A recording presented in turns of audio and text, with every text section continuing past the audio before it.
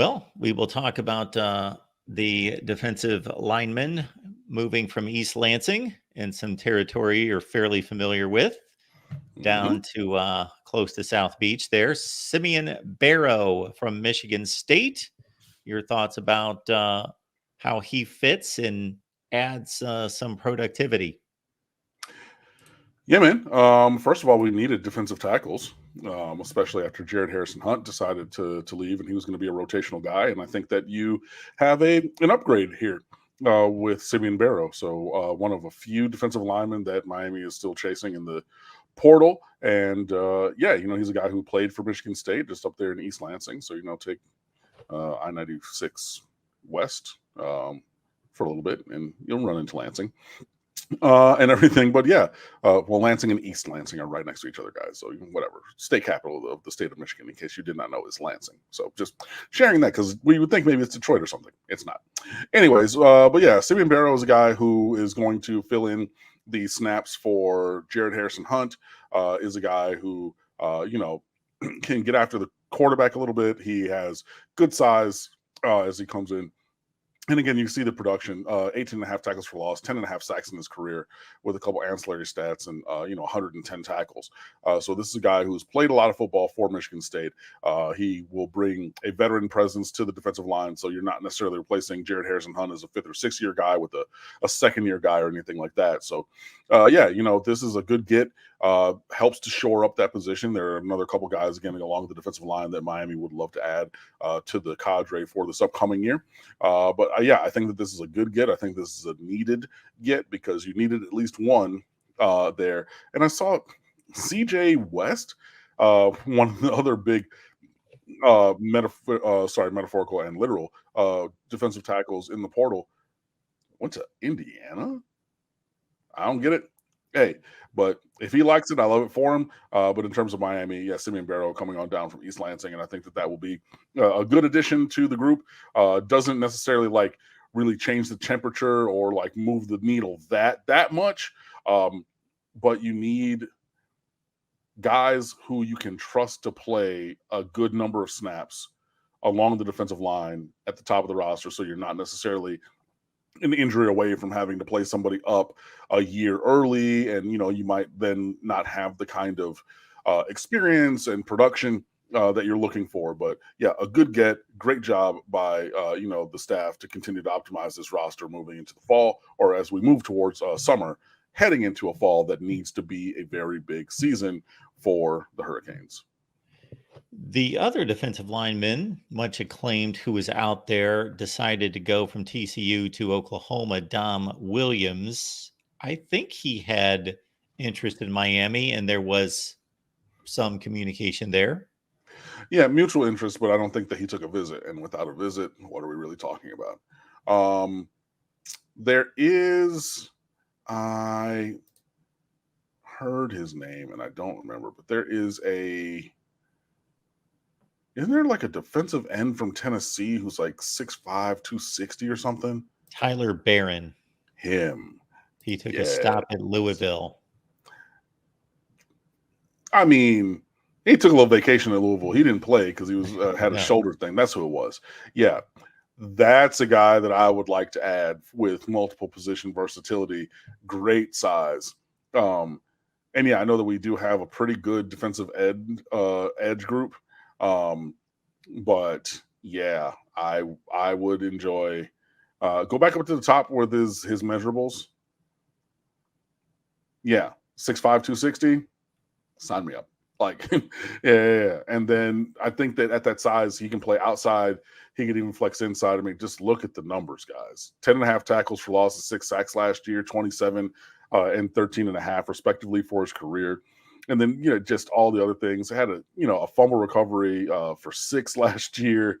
Passes defended are going to be passes knocked down, 101 tackles in his career. Yeah, this is a guy who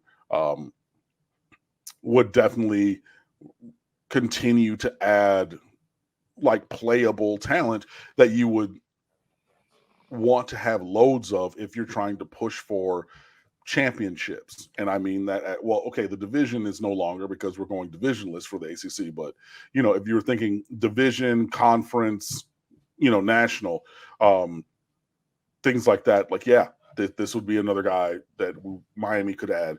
Any team would love to add. But in terms of Miami, because like that's the team that I talk about, that's my alma mater and everything, like centering Miami to it. He could leave that dirty, nasty, whatever, Rocky Top orange and get some great, lovely South Beach kind of orange, like I'm modeling right now. So I would be down for that as well. Multiple teams are looking to add him to their rosters as well. But yeah, Tyler Barron, that's another guy that would really put the defensive line in I think, a really, really, really good spot, especially, like I said, wanting him to play outside more often than not, and him wanting to play outside more often than not. But like, imagine, just walk down this road, this hypothetical path with me, guys. Ruben Bain next to Tyler Barron inside on a pass rushing down with whomever on a Mesidor and Marquise Lightfoot, because everyone, he flashed in the spring and everything. Imagine that is your third down pass rushing package. Like, Ruben Bain abuses interior offensive linemen on the regular.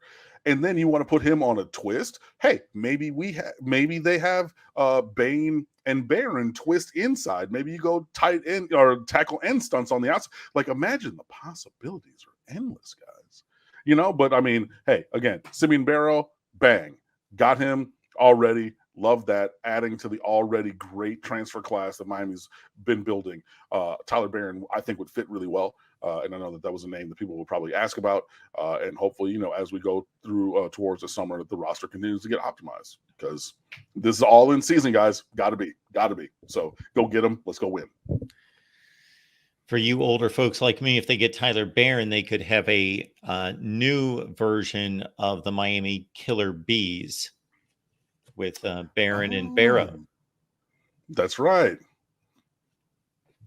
Yeah. That was the Miami Dolphins defense with Budzinski and Lyle and Glenn Blackwood, the two safeties, and Brodzinski, and they had bees all over.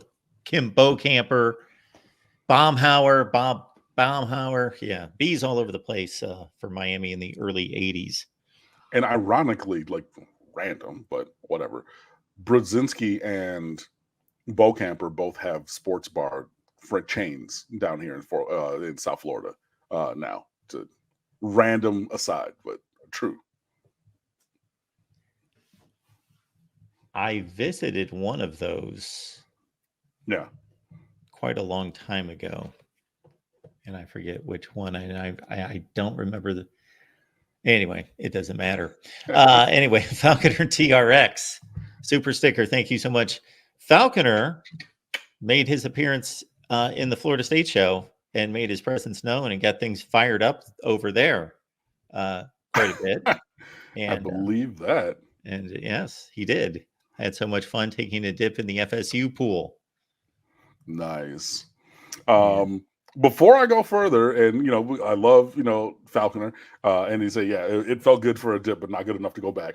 Understandable, hey, and everything. Want to give a shout out to my guy Gibson, man. I went to a work event on Monday morning, and was just there, kind of talking to people, networking, just doing what I was doing, and it's like, hey man, you look and sound like this guy on YouTube who talks about Miami Hurricanes. And I was like, I am him. Like, so we spoke and everything. He was really, really complimentary for both of us. So I did extend those acceptance of those things. So to Gibson and everything, man, hey, it was really nice to meet you. I said I was going to remember you, shout you out on the show. Have done this for, other people that I've run into in the wild down here in South Florida, whether it's, at whichever secret day job or even just in Publix. I've seen people like, yo, hey, you're Cam. I'm like, yeah. So I just want to shout that out. Like I said, he was very complimentary for both yourself and myself, Mark. And I wanted to just honor that and respect that and everything. And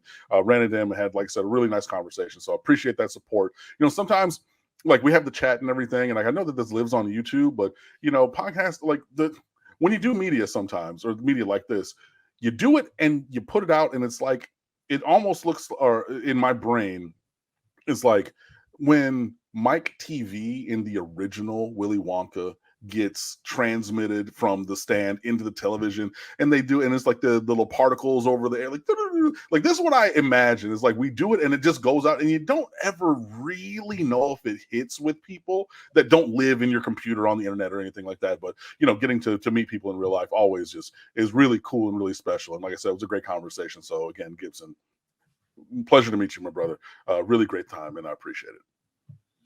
Gibson, thank you for approaching Cam, and I appreciate the compliments. Thank you for being here. We appreciate your support. Yeah, and that's his first name, by the way. So just wanted to, yeah. Yes, you're not the last name sort of guy, and No. so thanks for clarifying that. Yeah. Falconer has a question here. Can the current young defensive backs on the team grow enough, or does Miami need a transfer? When we got Diani Hill last week, that gives Miami 4 guys I think that they're comfortable with at corner. I would still like to see one more if you can get somebody of quality, but yeah, at some point you do need to develop these guys. Like the younger Brown brother who's still on the roster, like I think he was the one with the higher ceiling anyway, even from when they were kids. So like that's a thing where you're going to lean into that. I think that not Jaden Davis. What is his name? The other 22 or 2, Daryl Porter. There we go. Daryl Porter is a guy who's solid and whatnot. And I think that there is some talent behind them. You have Jaden Harris, from Georgia, the safety who stepped in when Cam Kinchins was out, and when James Williams missed a couple snaps here and there. So that's a guy that's growing into a bigger role, I think. You have another couple guys on this roster that can grow into larger roles. I don't necessarily know that they're going to grow into like starring roles this year, but the potential is there. And yeah, you do have to balance organically growing the guys that you recruit, like developing them into star level players versus just going and getting mercenaries at the top of the roster to plug in at spots. But yeah, I think they can grow enough. I think it would really be enough for 25. I would feel better if there was one more transfer for this year, personally, but that's just my viewpoint. So Cam, speaking of not knowing and then conjecturing and then sometimes having it confirmed who's out there watching, as is being noted here by our buddy Almighty Finn, our Florida State contingent on the previous show, everybody check it out, Wednesdays at 6 p.m. Eastern time. They came across your rant last week about Florida State's approach not being sustainable. And of course, took exception to that. And they took exception to that. I'm sure that they would, but like, sure. if they're being real, right, real and honest about it, they would prefer to have had better success in high school recruiting than they've had. And I don't think that they're in a position to have sustainable success, especially when I went down the roster and every notable player except for Akeem Dent and Renardo Green, who started on that team last year, was a transfer. I went down the list on the show last week, guys. I didn't make it up. It's literally what happened. And look, did they get those guys and then use them well and all those kind of things? Yeah, true. But there are going to be levels to performance when you take a mercenary approach. And I get that they had to take a mercenary approach because they're not doing as well as Miami or other schools in high school recruiting in the macro, right? Because I know that this dude here, Almighty Finn, I know that he's sitting here watching me saying, well, Florida State beat Miami for 5-star wide receiver Hakeem Williams. Great. True. Absolutely did. And who else? Miami let Patrick Payton go. Now, that's proven to be maybe a little bit of a bad idea, right? But when Miami wanted Pat Payton from Miami Northwestern, he was going to come to Miami. Miami took a different path, and then Y'all got our sloppy seconds. And then, look, he's a great player. And, like, yeah, that was a really dumb decision. But y'all didn't beat us head up for him. There's very few guys that you beat us head up for of high quality, right? So, like, that's where the pivot to the other kind of modality had to happen, whether it's Miami, whether it's somebody else. I mean, hey, it wasn't even us with Travis Hunter, right? But, like, well, that was a one-off and everything. And da, da, da. Sam McCall don't even go there anymore. And he was supposed to be a 5-star and everything, right? I mean, just like there's enough of it. And I've said it for years. And this is giving y'all free game, and I don't even know why I'm doing it. But Florida State plays way too many away games in recruiting. You have an inflated sense of self, right? That's not necessarily been borne out to be true. Last season's success notwithstanding. And then take all these swings at these big national guys and putting all this time into that, forsaking others that could be gotten. And then those guys go somewhere else. Nicholas Harbor. I know y'all put all kinds of time into Nick Harbor. We did too. Why would you not? He's 6'7", 290 pounds and running like 10 flat in the 100 or whatever. You know what I mean? Like, he's a guy that you would do that for, but then you don't get him, and then you have not gone after other guys because you did that. And then now what do you get? Plan B, C, D, and E. And then to cover that, where you get plan B, C, D, and E, we're going to take some time maybe to develop. Now let's go get a mercenary squad. I am not saying anything that is opposite of the truth. You probably just don't like it because orange, green, white. You know what I mean? But if you were really being honest with yourselves, you'd see that there's way more truth to what I said than maybe you think. And I know James. And I know James wants to, because, like, look, I went to Miami. I didn't play football. We know that. But I went to and I graduated from. We know that he went there. We know that he played there. And he's going to be staunchly supportive of that institution in Tallahassee. As well he should be. That's his alma mater. That was his hood. Those are his people and everything. But when it comes to the facts of the matter, all of the emotion can be had, but the facts are still the facts. And I'm even going to take it in a different direction, Almighty Finn, that you might not even see coming. I can have all of the emotion about Miami and Florida State and da da da da da da da. But you know what the facts are that I have to live with? Last 3 years, loss, loss, loss.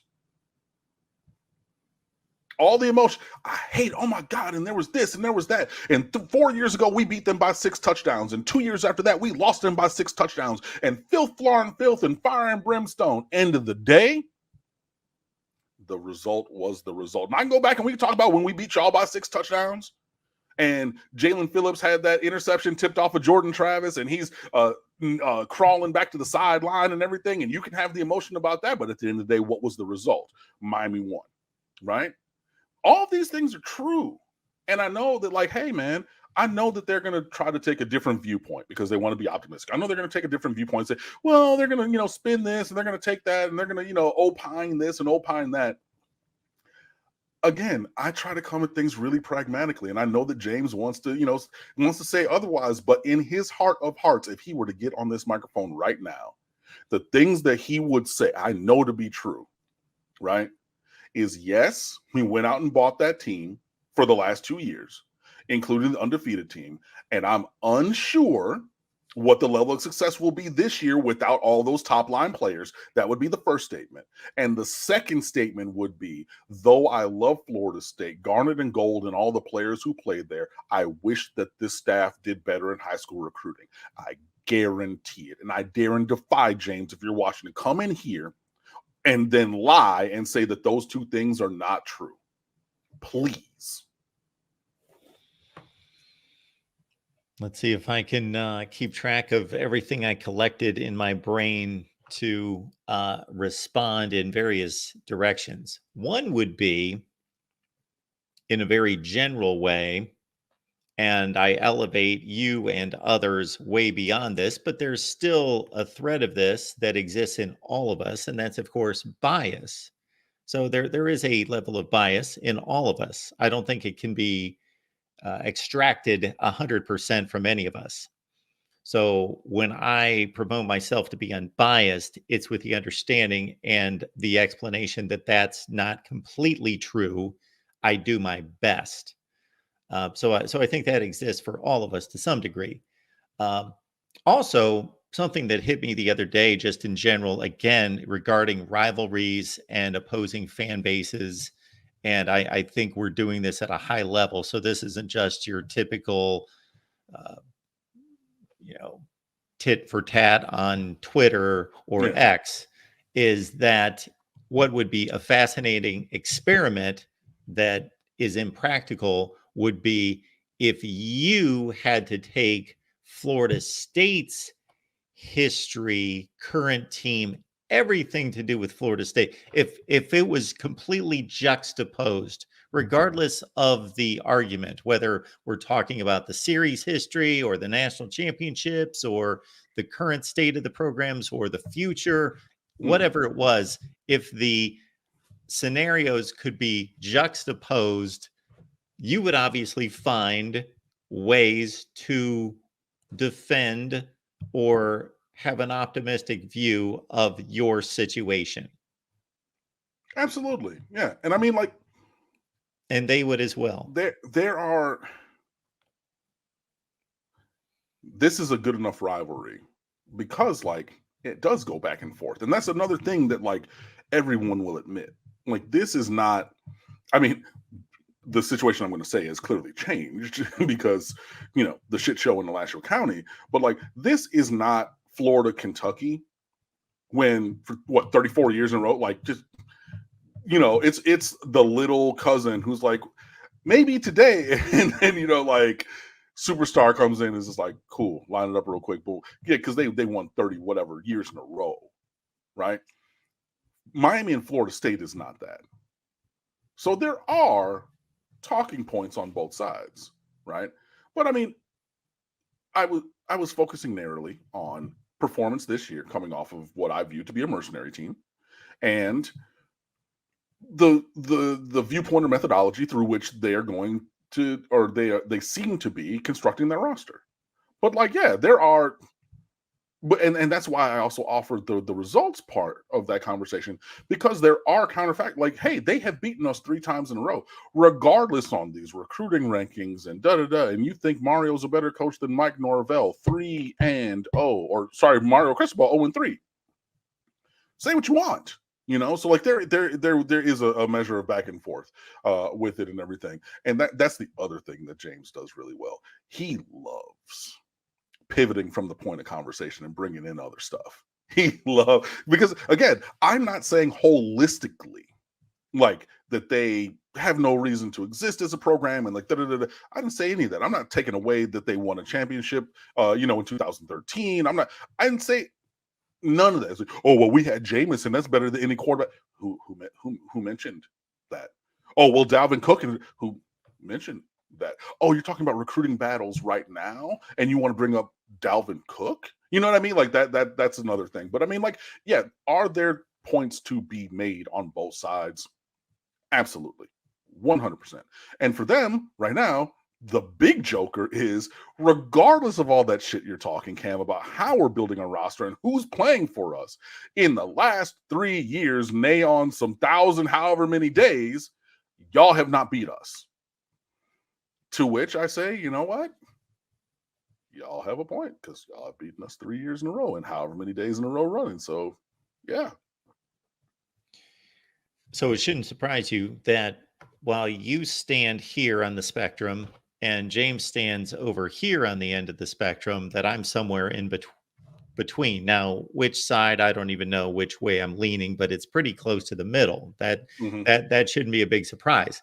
And this is the reason why, not because I'm trying to appease either one of you, although I do think you're very smart people that know football and know your rosters much better than I do. So you're gonna be able to persuade me in a way because you have much more in-depth knowledge, again, of your situations. However, most of my middle ground has to do with this. we can't see the future, and therefore we don't know if it's sustainable at Florida State. And they also, while they did bring in, as you mentioned and ran down last week, all their star players and the majority of their impact players out of the transfer portal, we are in uncharted territory. So if this was 2020 and we were talking about a particular coach and staff's approach, I would be able to go back through college football history over the previous 20 years and say, that's not going to work because look at this situation and that situation, and like I typically do. However, we are in uncharted territory. So I don't know what the most successful formula is going to look like going forward in regards to the percentage of a roster that's built from the transfer portal versus high school recruiting. And then there's also that component of the transfer portal when you're getting younger players that may be able to contribute for 2 or 3 years versus a one-stop, 1-year gap player. So those are two different situations. True. But like I said before, the real transfer portal thing to make it sustainable is if you replace like with like from somewhere, right? Florida State in this recruiting cycle from the transfer portal has not landed the quality or quantity of players that they did previously. And coupled with, middling kind of high school recruiting classes, what did they end up with last year? Team rankings, 24.